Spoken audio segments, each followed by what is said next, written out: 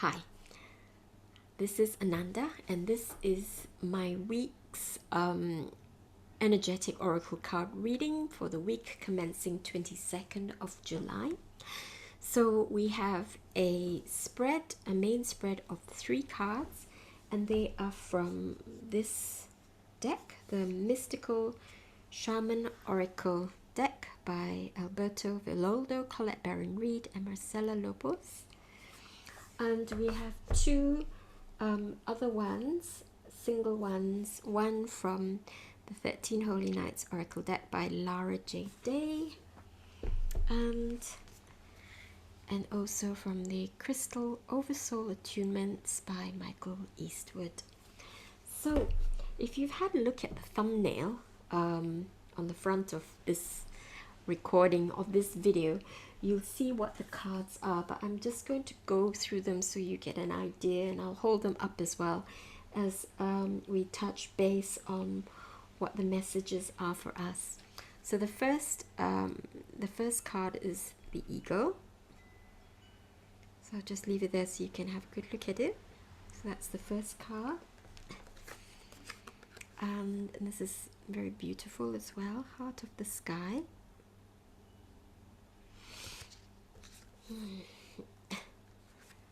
And interestingly, completion. Lovely. And the one from the 13 Holy Nights is Hedgehog, which is lovely. So we have I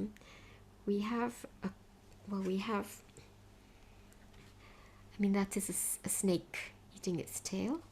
I can't remember what it's called. And we had the eagle, and then we've got the hedgehog, which is beautiful.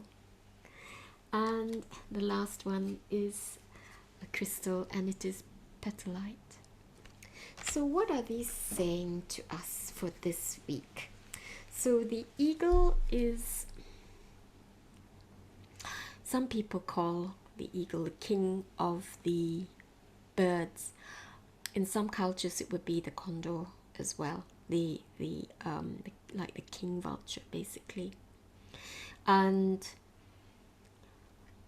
this is a representative as well as a spirit animal of the element of air. In some modalities or in some cultures, that's what it would be. Okay, so that is eagle. And 1 + 6 is 7. Okay, that's the number of the card. 7 is to do with the magician, mysticism, esoteric knowledge. So what I feel is going on with this card, or what it's telling us, is also that we need to have a much broader look at what's going on. So what this is the eagle's capacity, being able to rise up effortlessly with the currents, and with the currents as they flow up. Yeah, and they're absolutely brilliant in catching those and then just gliding up, and you can see them gliding up, but they get such a brilliant view of what's actually going on. So it's like a change of perspective. Stop being so close to something that you can't really see what's happening for you. Take a step back, go a little bit further back, and use not just your eyes but your intuition, your heart.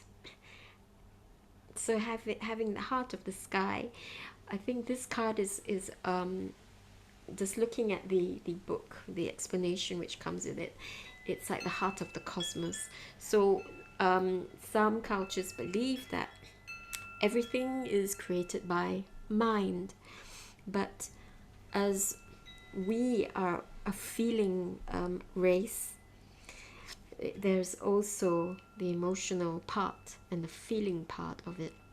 And so you may have the mind of the cosmos, and in this one it is the heart of the cosmos that which generates perhaps the intention for more and more experience. The intention will, I suppose you could say, the mind, but also the feeling and the emotion and the love behind it. Okay, the love. So This is really about looking at things from a completely different viewpoint, taking a step back, looking at from a much wider picture, looking at the whole picture.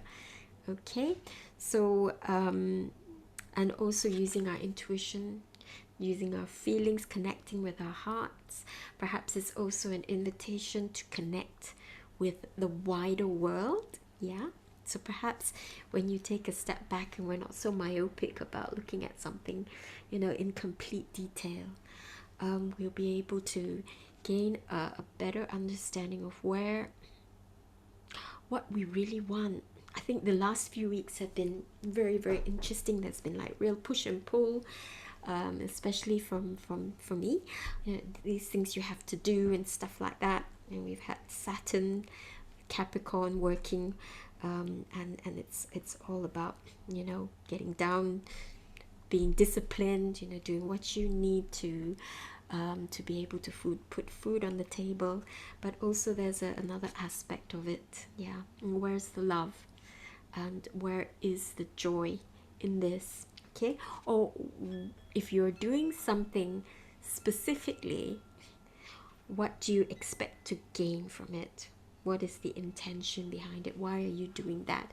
Is it to achieve something at the end of the day which is other than what you are pursuing at the moment, which is absolutely fine.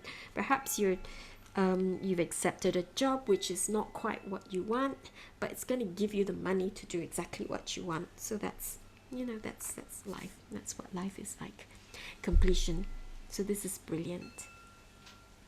But there's also an aspect which asks, are we resisting completion of something?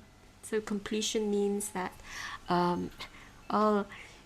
perhaps at this stage of life has come to an end, and it's time to begin anew.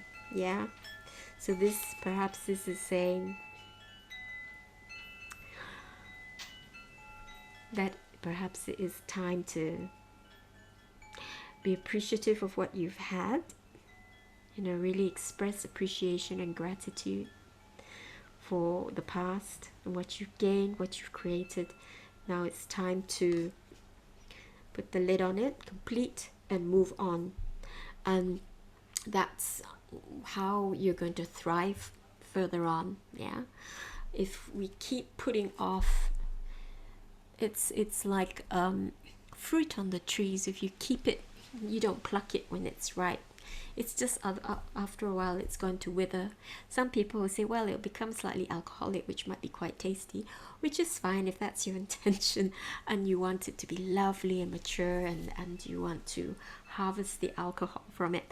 That's absolutely fine. But if you're just avoiding it, then that's probably not a good idea. It's time to put things to rest and to move on. The hedgehog, and I love those two little boys there with their wand and that beautiful bright spark.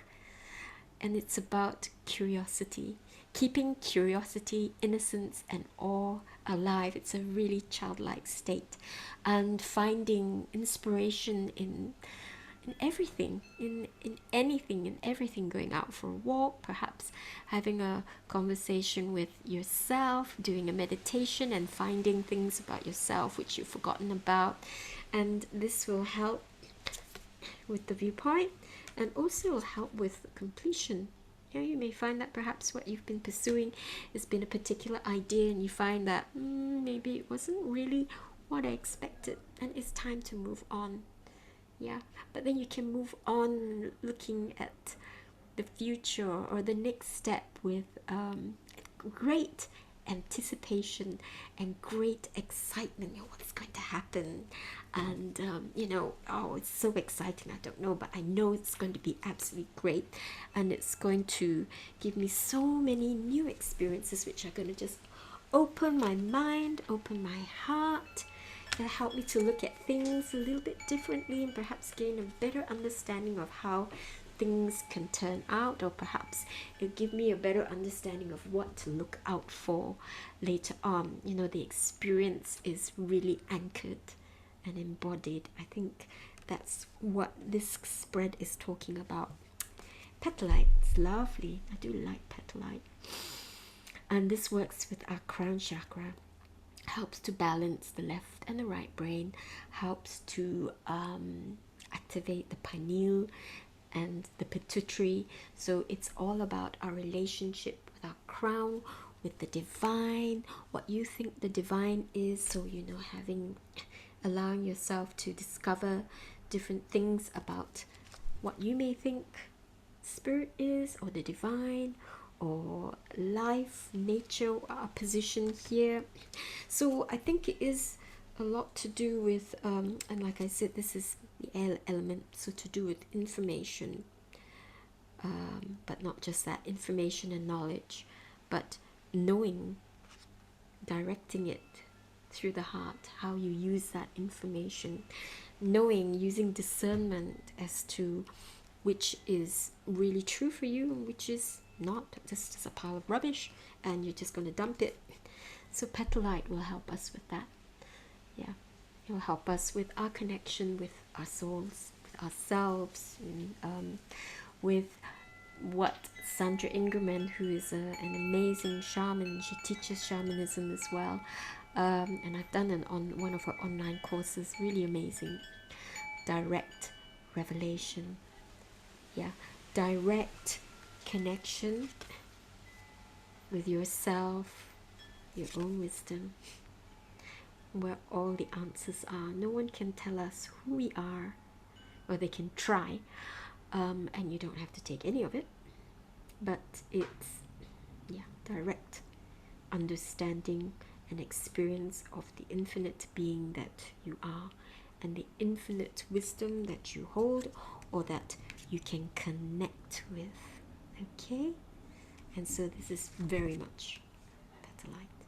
Okay, so thank you very much. I hope this was useful for you, and if it was, please give it a thumbs up and do subscribe, and you get notified when I post these weekly ones. I would like to do a review of some decks that I've got. I've got some new decks, and I've also got quite a few decks, and so one of the reasons I've used different decks, you know, each week is just to give you an idea of, or a flavor of what, you know, what they're like, what they look like, just with a few of the cards. Yeah, they're beautiful. They're really, really beautiful. Anyway, the list of the decks is always below. I list them out, and also who created them, so you can get them on Hay House or on Amazon. So here's to a brilliant week of heart-centeredness, connection to your own soul, and to universal love. Perhaps you may want to do a Reiki course, and I run Reiki workshops at my home, and also on invitation. If you'd like me to travel, I'm happy to do that. So thank you very much. Have a brilliant week. Namaste.